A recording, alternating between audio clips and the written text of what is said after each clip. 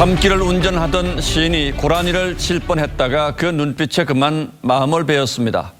나를 향해 오히려 미안한 표정을 짓던 고라니의 검고 큰 눈망울. 진땀 나는 일을 당하고도 착한 시인과 고라니는 서로 미안해합니다.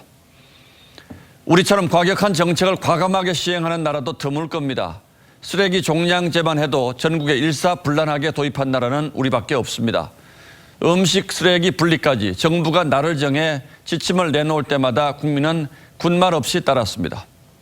성가신 일도 참고 실천했습니다. 이렇게 순하고 착한 국민이 또 있을까요?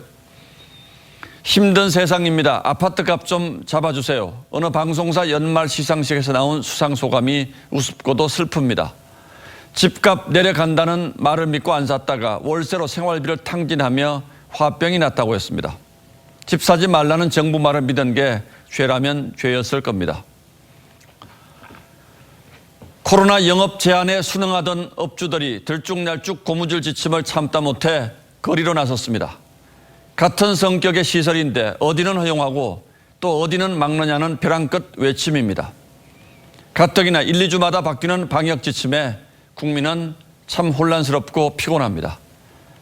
그렇게 누적된 마음의 피로가 그나마 공평하지도 않은 지침에 폭발한 겁니다.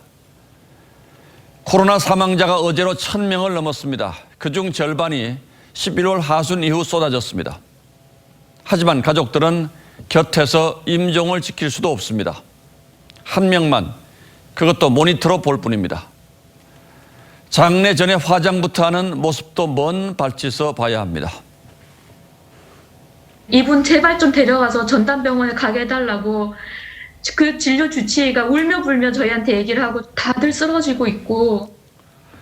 침몰선 같은 요양시설에 정부는 뒤늦게 지원에 나섰습니다.